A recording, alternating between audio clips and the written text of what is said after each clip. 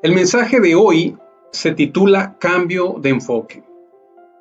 Y al momento en que estamos hablando de cambiar enfoque, pues tú y yo podemos entender que es el cambio de la perspectiva que nuestros ojos tienen colocada, girarla hacia otro destino y ver las cosas desde otro ángulo. No sé, aunque la situación sea la misma, aunque el paisaje, el panorama sea el mismo, la imagen que tú y yo vamos a recibir va a ser distinta. Todo depende de dónde estamos colocados. Si tú y yo vamos al teatro y nos sentamos en primera fila, en segunda o hasta allá, hasta arriba, podemos ver la misma escena, pero no la vamos a apreciar igual porque el lugar y el ángulo que tú tienes tiene mucho que ver. Asimismo, los que están tras bambalinas dando indicaciones a los actores que están en la escena, ellos están viendo la escena desde un costado, pero tienen otro ángulo de las circunstancias. Por eso hoy quiero invitarte a que reflexionemos mucho acerca del enfoque que tú y yo tenemos acerca de las circunstancias de nuestra vida. Puede haber muchas cosas por las cuales tú y yo estamos atravesando. Puede haber circunstancias distintas. Lo que tiene que marcar una diferencia es la forma en que tú y yo apreciamos esa situación. Hay un personaje en la historia de los Estados Unidos y ya se ha convertido obviamente en un personaje de la historia universal, llamado Martin Luther King. Uno de los personajes que a mí en lo personal me han transmitido mucha enseñanza. Es uno de los personajes de la historia universal que más admiro. Claro, por supuesto, el máximo personaje al que yo admiro se llama Jesucristo, pero quiero hablarte un poquito acerca de ese hombre llamado Martin Luther King, que impactó a una sociedad entera, a una nación. Y él vivía en un ambiente, en una época en los Estados Unidos en donde la gente de color negro, sufría una segregación, una discriminación por parte de la sociedad de color blanco. No eran los mismos derechos los que tenían, ni para subirse a un camión, ni para caminar por la banqueta, ni para entrar a una iglesia. Los derechos civiles de los ciudadanos negros no eran los mismos que los que tenían los ciudadanos blancos. Martin Luther King, inconforme por esta situación que la vivió desde que era niño, empezó a creer que las cosas podían ser distintas. Aunque las circunstancias decían que era una situación sumamente cruda y que no cambiaría, que eran muy poderosos los hombres de color blanco, Martin Luther King se resistía a aceptar eso como una realidad para sus generaciones.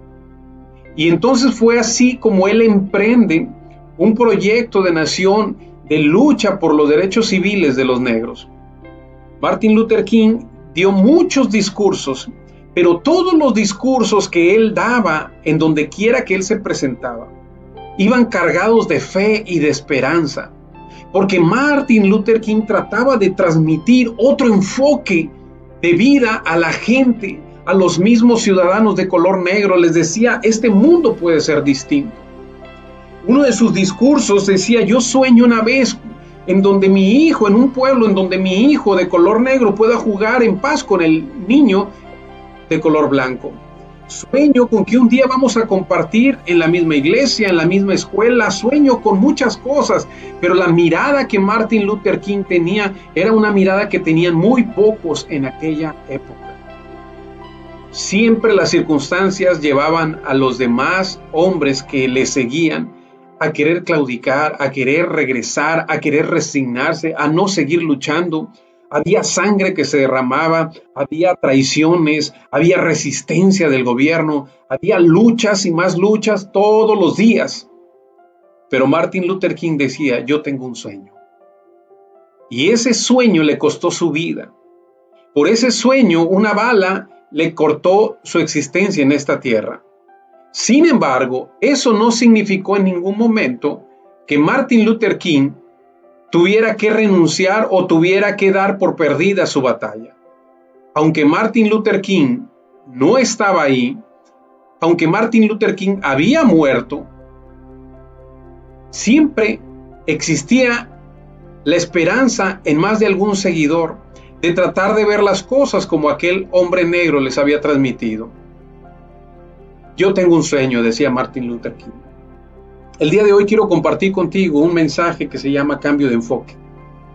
Este mensaje tiene que ver con la perspectiva que tú y yo tenemos acerca de lo que está sucediendo. Yo no sé cuál es la situación por la que tú estás atravesando, pero lo que sí estoy convencido es de que a donde quiera que nosotros volteamos, vamos a encontrar gente sufriendo y vamos a encontrar gente que no está sufriendo. La situación que hoy vive nuestro país y el mundo entero ha llevado a un momento de crisis a más de alguno. Ha llevado a puntos tan difíciles que han decidido muchas personas inclusive quitarse la vida. La situación económica, la situación de salud, la pérdida del empleo, los problemas familiares, la misma violencia que se ha desatado hoy en día. Siempre la vida nos estará mostrando frente a nuestros ojos una cruda realidad. Y no quiero ser pesimista con esto, pero al momento en que yo hablo de cruda realidad es porque donde quiera que vayamos, en cualquier momento, siempre vamos a encontrar escenarios tristes, desoladores, que lastiman, que duelen y que te hacen sentir que esto no tiene mayor futuro o una mejor esperanza. Al momento de que estamos hablando de cambiar de enfoque, quiero compartir contigo un pasaje en el que precisamente la palabra de Dios nos muestra una historia que sucedió más allá, casi poco más allá de 3000 años. Y en aquella sociedad ya existían dificultades. En aquellos tiempos existían liderazgos, existían traiciones, existían murmuraciones, existían sentimientos encontrados, existían ilusiones, existían todo tipo de cosas que tú y yo vemos hoy en día, con la pequeña diferencia de que estamos viviendo en este momento un mundo más moderno, plagado de tecnología y un mundo global. Pero en aquel tiempo, la circunstancia social era muy similar a la que tú y yo enfrentamos todos los días. Quiero compartir contigo aquel tiempo en donde el pueblo de Israel cruzaba el desierto. Ya al final de los 40 años de caminar por el desierto, que iba encabezado por el liderazgo de Moisés, ya próximos a llegar a la tierra prometida, aquella tierra que mucho añoraban aquellos israelitas que cruzaron el desierto. Durante 40 años los israelitas estuvieron viendo las maravillas de Dios, estuvieron viendo la mano y la bendición de Dios. Pero siempre, a pesar de las bondades y de las misericordias mostradas por Dios, siempre la cruda realidad y las circunstancias llevaban al ente humano a ver con pesimismo lo que estaba sucediendo, y siempre venían momentos de regresión, de querer volver al pasado, de querer abortar el proyecto, de querer no seguir más, de murmurar contra el líder, de renegar contra Dios. Y esa situación no es muy distinto de lo que hoy sucede en nuestras vidas. Hoy en nuestras vidas tú y yo podemos profesar una fe y podemos decir que amamos y creemos en Dios, pero cuando las circunstancias de repente no nos son favorables, entonces empezamos a sentir que nuestra fe se empieza a ver atacada, movida, sacudida, y nuestra ilusión, nuestra firmeza con la que de repente mostrábamos al principio, ya no es la misma. En aquel tiempo, cuando los israelitas iban llegando a la tierra prometida, no habían llegado. Moisés recibió de parte de Dios una instrucción y le dijo a Moisés: necesitamos que envíes a personas que vayan en el papel de espías a esa tierra que les voy a entregar. Y esos espías los vas a seleccionar de acuerdo a las instrucciones, Moisés, que yo, Dios, te voy a dar. Esos espías van a ir y recorrer toda la región en la que ustedes van a habitar. Ellos van a recibir una imagen, una información que posteriormente la van a venir y la van a compartir con el resto del pueblo. Moisés, entendiendo esta situación, estuvo de acuerdo con Dios y procedió a llevar a cabo aquella empresa. Dios le había dicho que de las 12 tribus de Israel seleccionara uno de cada una de ellas. Y preferentemente, le dijo Dios, ese uno tiene que ser un líder, tiene que ser un personaje que destaque dentro de su pueblo, dentro de su tribu, porque ese personaje ya va previamente seleccionado y la información que él nos va a traer va a ser desde la perspectiva de un líder seleccionado. Así fue como entonces Moisés se dio a la tarea y entonces procedió a dar la encomienda. Quiero que veas conmigo el pasaje que se encuentra en el libro de Éxodo, capítulo 13 y capítulo 14. Si tú no tienes una Biblia, yo voy a compartirla contigo en este momento. Fíjate bien lo que dice Éxodo capítulo 13, versículos del 18 al 20. Le llamo la encomienda. Y Moisés le dijo a esos 12, exploren el país y fíjense cómo son sus habitantes, si son fuertes o débiles, son muchos o son pocos. Averigüen si la tierra en que viven es buena o es mala, y si sus ciudades son abiertas o amuralladas. Examinen el terreno y vean si es fértil o si es estéril, y si tiene árboles o no. Adelante, les dijo Moisés, traigan algunos frutos de ese país. Esa era la temporada en que maduran las primeras uvas. Esa fue la encomienda que Moisés le dio a aquellos 12 valientes. Les dio una instrucción muy precisa. Tienen que ir y ver el territorio que vamos a conquistar. Cualquier líder sabe que hay que ir y echar un vistazo del proyecto que traemos, de lo que vamos a emprender y del lugar a donde queremos llegar. Hoy en día, quienes emprenden un negocio hacen un estudio de mercado previamente, hacen estudios económicos y se lanzan a la empresa. Hoy en día, los capitanes de guerra, los estrategas de guerra, miden cuál es el potencial de su adversario, calculan sus posibilidades y en función de ella se lanzan. Cuando Moisés recibió la instrucción de parte de Dios, sabía Moisés que tenía que tener una radiografía del territorio que ellos iban a llegar y a poseer. Pero antes de poseer, tenía que tener información sobre cuáles eran las dificultades que iba a enfrentar su pueblo, el pueblo de Israel. Porque Moisés sabía que no nada más era llegar y empezar a construir casas y viviendas para todos.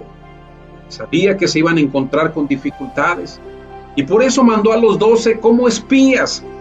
Y al mandarlos como espías quiere decir que estos hombres, estos 12 valientes, dentro de los cuales quiero destacar 2 nombres. Uno llamado Josué y el otro llamado Caleb.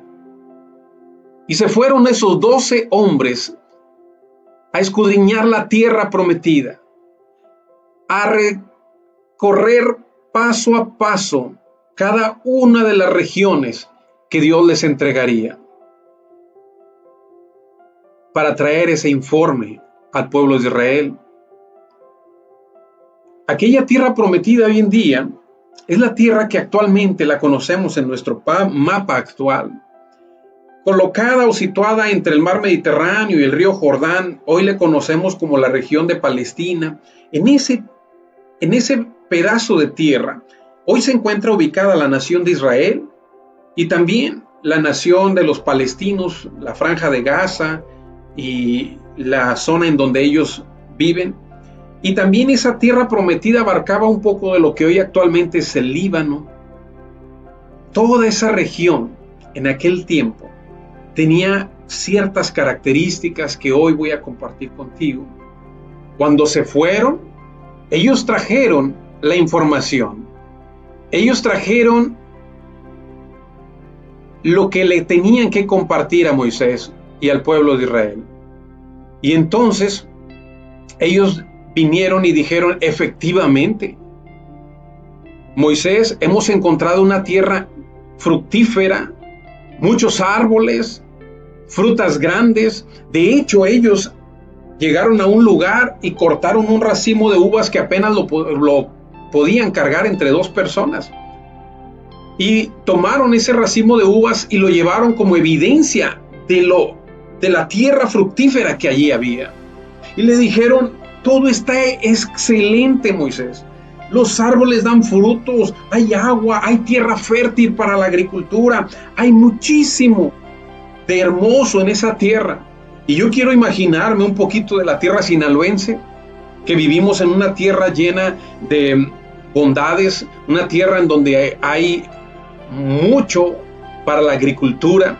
Es una tierra que también colinda con los mares y tenemos litorales que son muy fructíferos en la pesca. Es una tierra tan productiva, Sinaloa, que yo de repente me imagino que esa tierra prometida, en donde Dios les prometió a los israelitas llegarían, pues no le pediría mucho a Sinaloa, pero Dios decidió que fuera allá en aquella región del Medio Oriente. Era una tierra en verdad productiva, era una tierra hermosa, que la desearía cualquier pueblo para vivir. Nuestro México tiene también una extensión territorial muy hermosa y yo me siento muy privilegiado de vivir en un país así. Pero también estoy seguro de que hay muchos ciudadanos que viven en territorios que no del todo son tan gratos o tan bendecidos como nuestra tierra mexicana. En aquel tiempo Dios les había prometido a los israelitas una tierra buena. Ellos venían de caminar por el desierto. Ellos venían de trabajar en el desierto con los egipcios.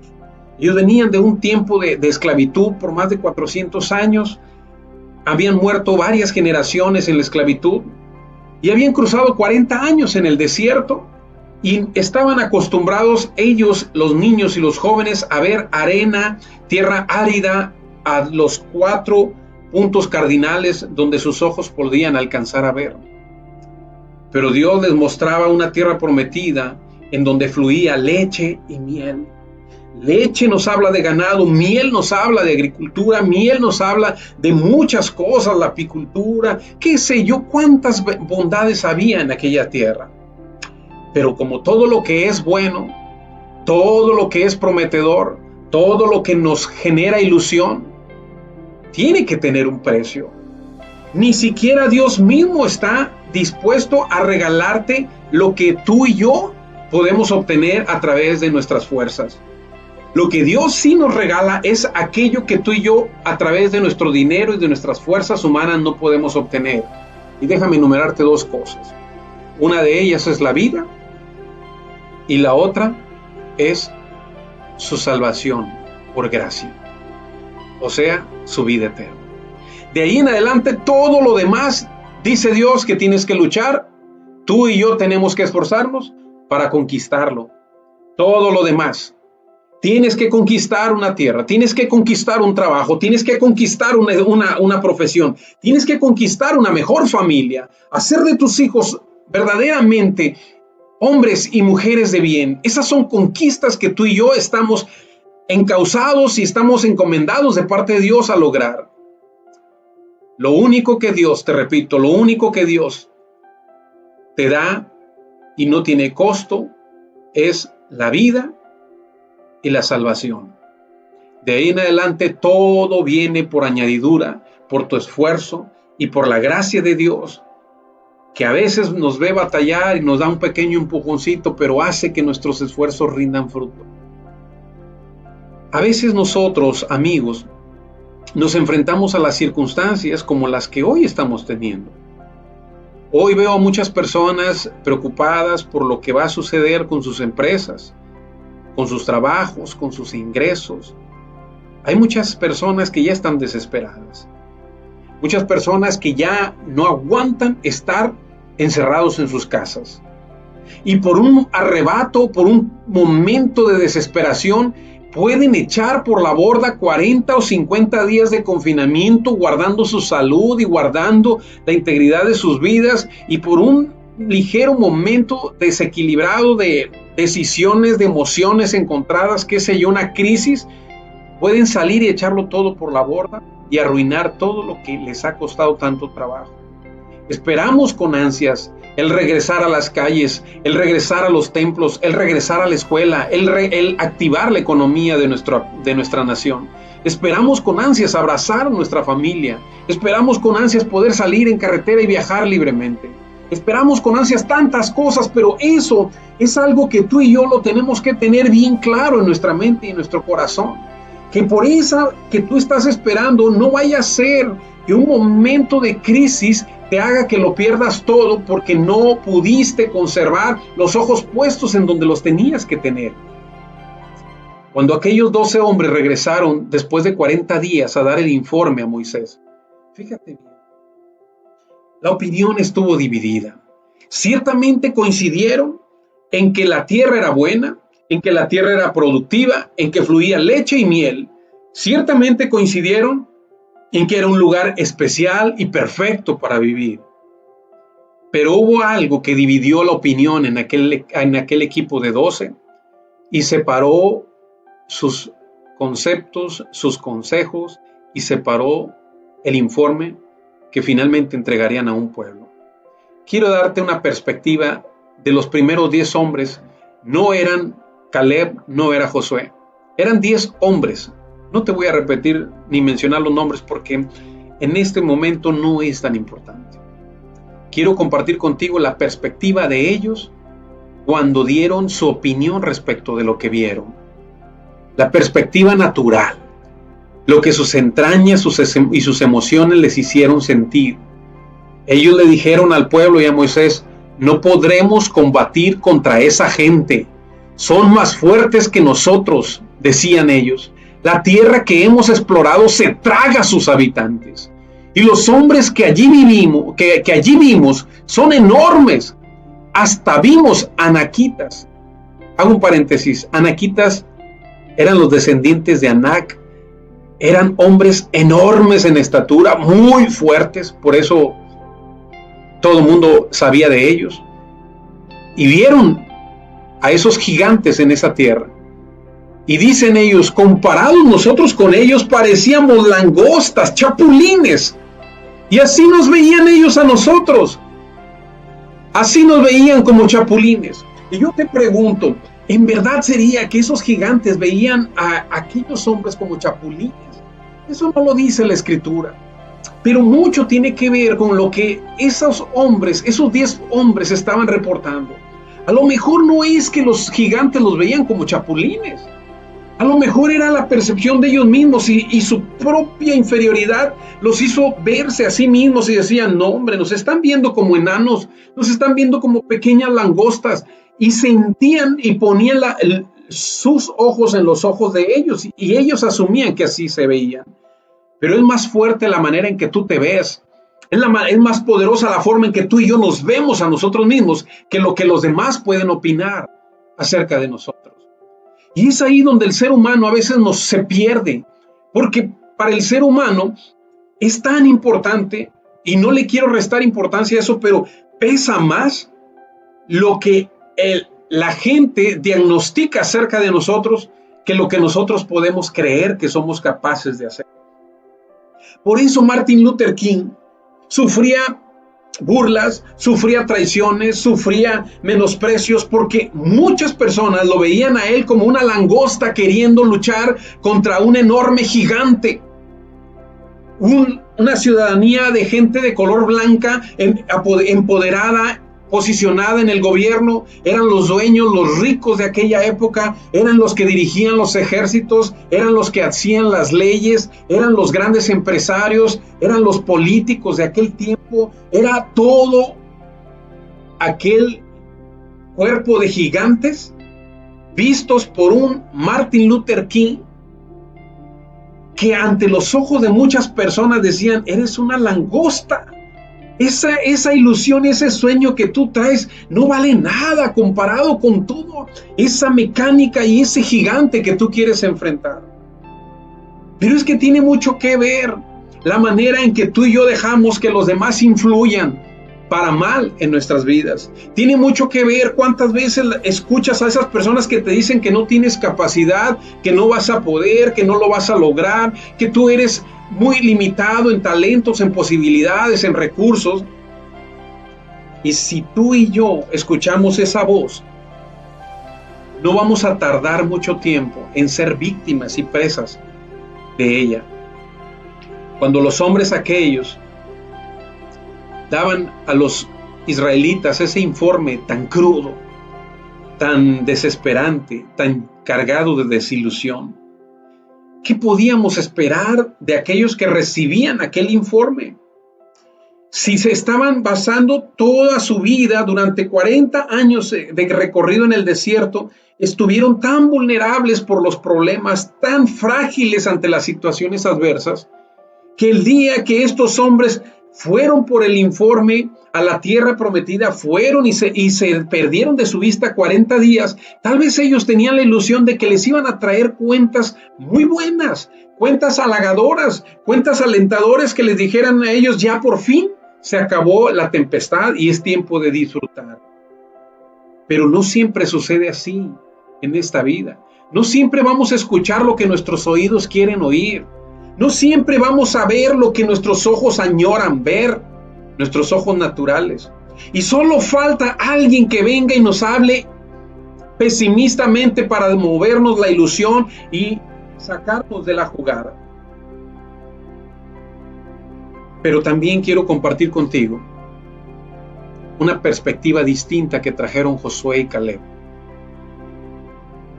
La misma tierra prometida, quizás los mismos ángulos, las mismas frutas, los mismos gigantes, las mismas aguas, todo era lo mismo, lo habían presenciado por igual.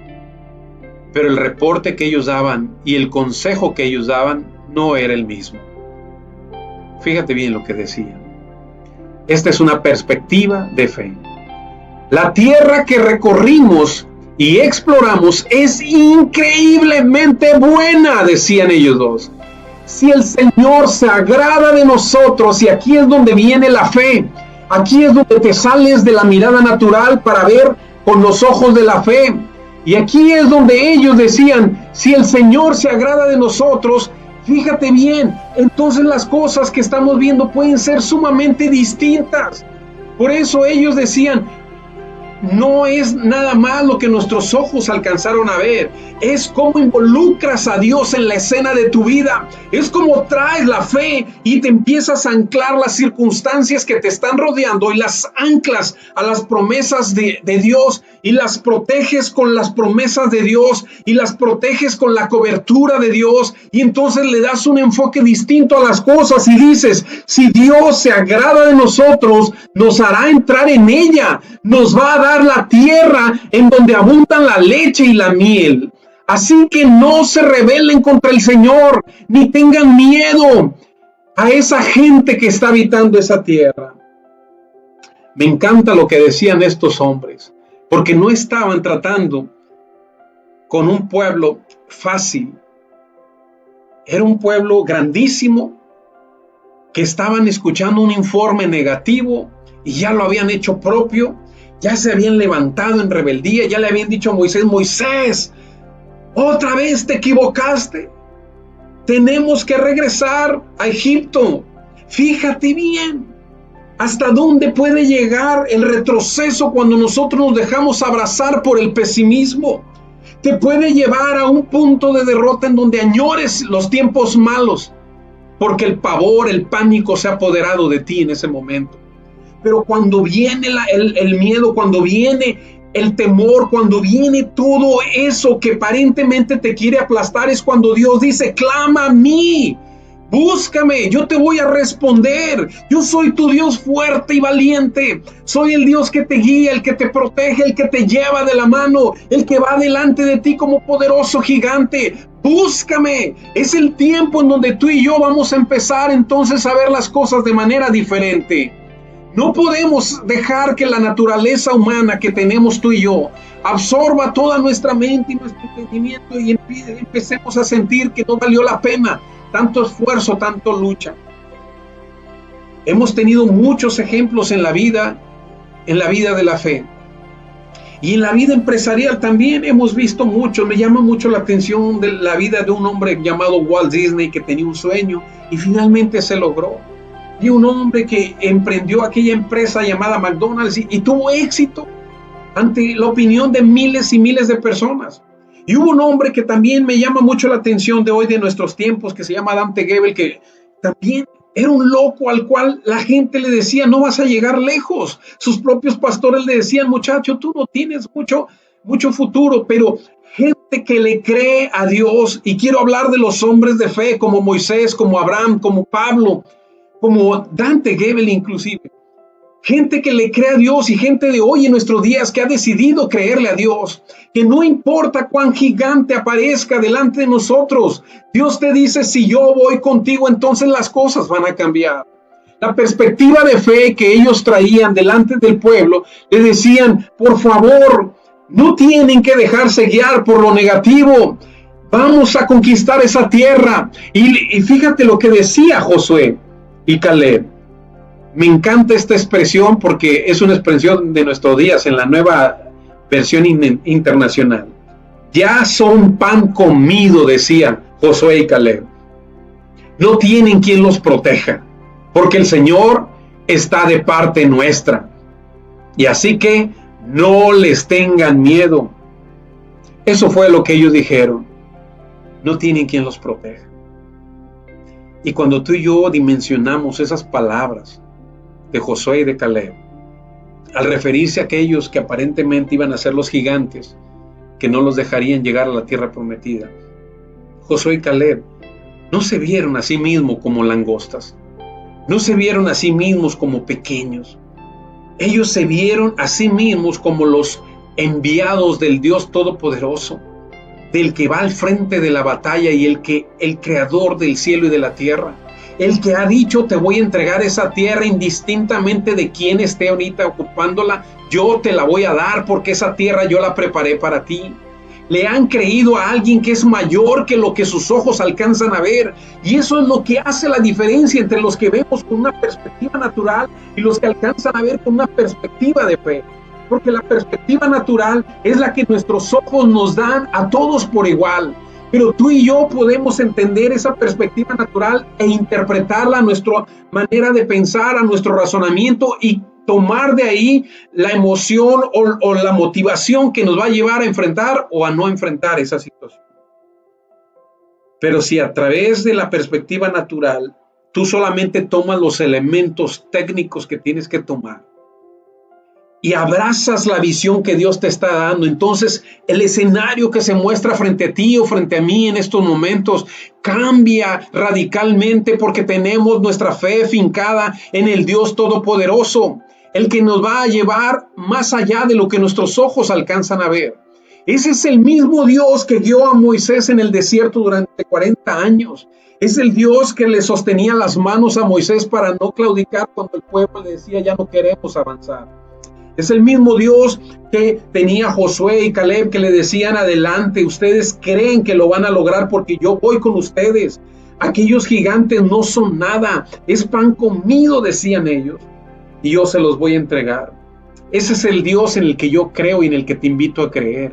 Ese es el Dios que nos cambia la perspectiva. Es el Dios que nos enseña a ver las circunstancias actuales como circunstancias de oportunidad. El que nos da la oportunidad de estar en casa y no lo vemos como frustración, sino como una gran oportunidad para aprender y para valorar aquello que no habíamos valorado. Es el Dios que le cambia la perspectiva al coronavirus. Es el Dios que le cambia la perspectiva a la crisis económica. Es el Dios que le cambia la perspectiva a la enfermedad, a la tristeza, al dolor, a la angustia. Es el Dios que cambia los diagnósticos. Ese es el Dios en el que yo te invito a confiar. Ese Dios es el Dios preparado. Y fíjate bien, y quiero ir a las proporciones. De 12 personas que fueron, 10 de ellos no alcanzaron a ver con los ojos de Dios. Y esto nos habla de que la gran mayoría de las personas caminamos en un sentido natural, terrenal, carnal, material, y solamente son pocos, 1 por cada 5, según estas estadísticas, 1 por cada 5 alcanza a ver más allá, alcanza a ver lo que Dios le ha dicho. Y Dios ha prometido estar con nosotros. Me encanta la gran comisión, me encantan las promesas de Jesús a sus discípulos, hacia ti y hacia mí. Porque Dios siempre nos dijo, y repito la palabra que dice en Mateo 28, en el versículo 20, y he aquí, yo estoy con vosotros todos los días hasta el fin del mundo. Ese es el Dios en el que yo creo. Ese es el Dios que está conmigo. Ese es el Dios que quiere estar contigo. Yo quisiera invitarte. ¿Te gustaría cambiar tu perspectiva de vida? Tú no vas a cambiar las circunstancias. Tú no vas a cambiar lo que está sucediendo. Pero sí puedes cambiar tu futuro si lo pones en las manos de Dios. Y no porque tú y yo seamos los grandes artífices, sino porque tú y yo le podemos creer a Dios. Y si le creemos a Dios, entonces Él va a poner en nosotros una perspectiva diferente, de lucha, de fe, de esperanza. Y algún día, si no te toca a ti con esos ojos ver la tierra prometida, algún día tus generaciones verán por lo que tanto oraste, por lo que tanto le pediste. Algún día, porque tú y yo amamos a nuestra descendencia, a nuestros hijos, a nuestros nietos, aun cuando no hubieran nacido. Les amamos tanto que queremos creerle en esta hora, en este momento. Cambia la perspectiva. Si has tenido una historia familiar triste, una historia familiar de derrota, de división, de angustias, de aflicciones, de adicciones, de qué sé yo cuántas cosas, y la historia te ha marcado y todo el mundo te ha dicho que tú vas a ser igual que la historia que te ha venido amenazando durante tantos años, déjame que por favor repita las palabras que vienen a través de Josué y de Caleb. Eso es pan comido para Dios. Dios va a transformar el futuro tuyo. Dios lo va a transformar y lo va a hacer a través de ti si tú y yo le creemos. Lo va a hacer a través de mí si le creo.